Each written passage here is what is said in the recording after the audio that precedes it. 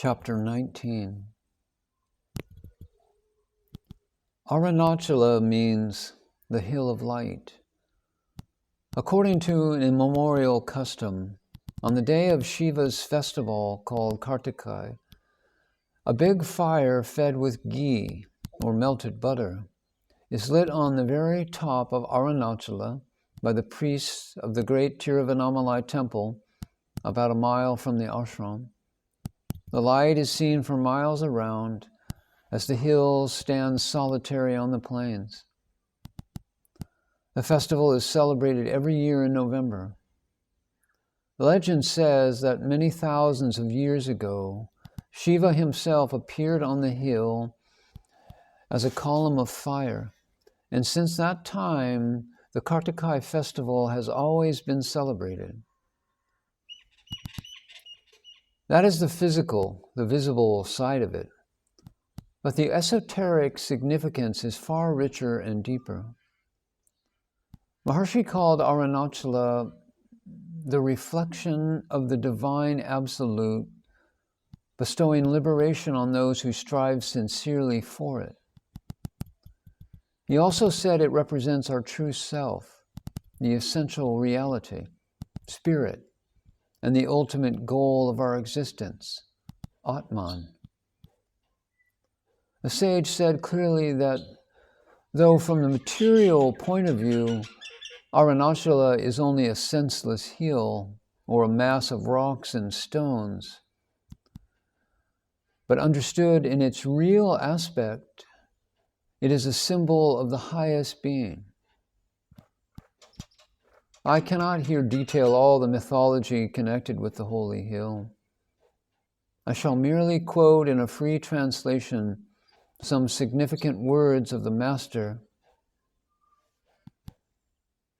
I discovered that the very thought about Arunachala, its mental picture, stops the movements of the thinking principle and gives the peace of achievement to the one who turns towards it.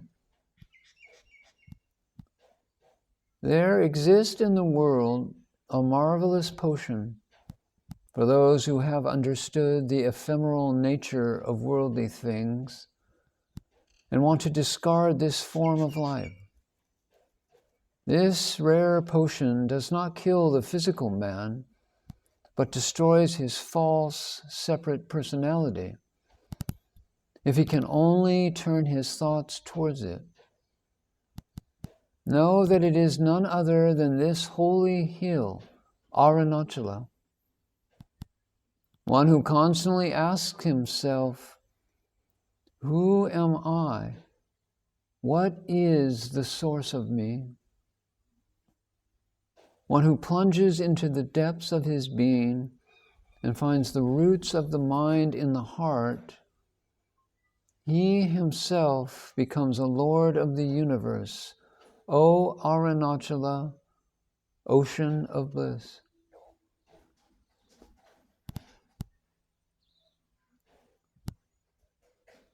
O souls, beware of it and live. Such a destroyer of lives is this magnificent Arunachala, which shines within the heart. How many are there who have been ruined like me for thinking this hill to be the supreme? O men, disgusted with this life of intense misery, ye seek a means of giving up the body.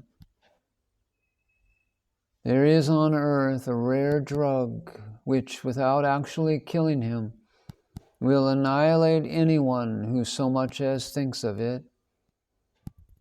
Know that it is none other than this Arunachala.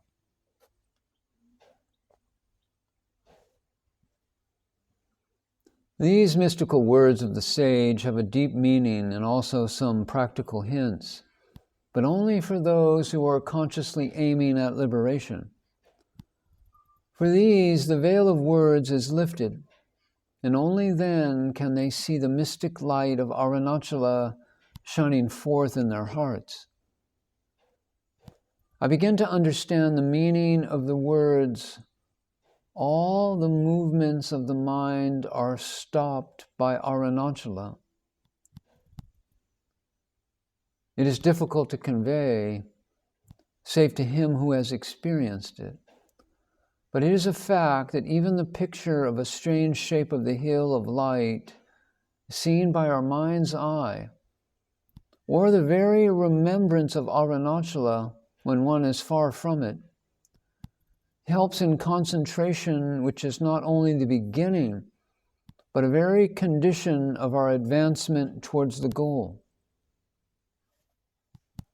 Today, taking advantage of Maharshi's absence from the hall, I have decided to explore physical aspects of the hill. It means a climb to its summit. The weather is good and the sky is cloudy, and there is not the usual heat. A strong and rather fresh wind also helps my enterprise, which is not at all easy, for I do not know the way and the slopes are steep and wild.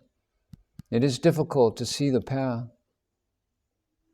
In addition, the appearance of things from a distance is different from what it is when one actually reaches them. Places which from the plain seem quite easy to climb prove on approach impossible to scale.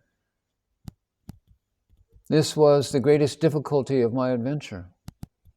Looking at the hill from below and following more or less a straight line, I traced my way through the slopes above the town of Tiruvannamalai and the ashram. On the whole, I climbed almost all the time, and generally at a steep angle. I had to jump from one stone to another, avoiding the high, dense weeds which grew profusely between the rocks, as within them might be hidden snakes or scorpions, so common in these parts. Soon the town, the great temple with its towers, and the buildings of the ashram became like toys, and the goat herds were looking up at me from the lower slopes and seemed like ants. I noticed that the descent might be more difficult, for the stones, polished by rain and wind during the centuries, are round in shape and loosely embedded in the ground. Often they become dislodged and roll down the sides of the hill.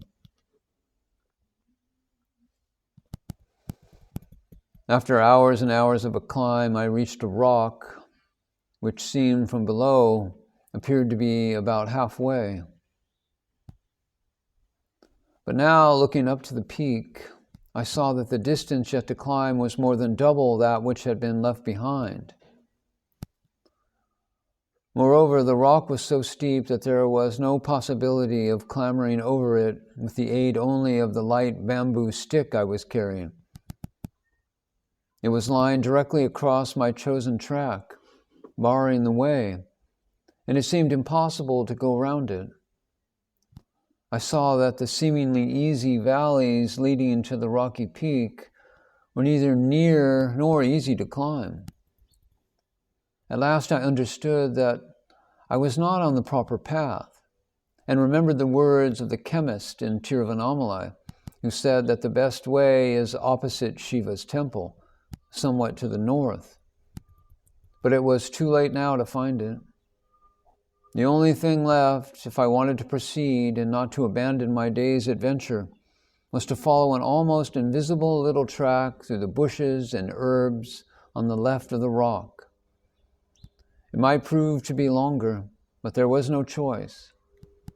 I ceased looking where to step, as I had been doing before, because it took too much time.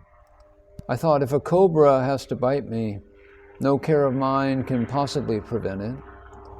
I simply fixed my attention on Arunachala, and after another hour reached the summit.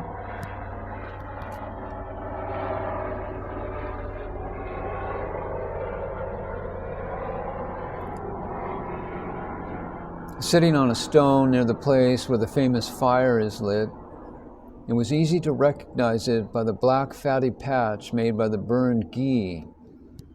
I remembered Maharshi's advice as to how we should look at the material side of life, not lowering it to interfere with our constant search for light. Raise your head high. Do not look down on the tossing, stormy sea of transient life, else it will engulf you in its muddy waves.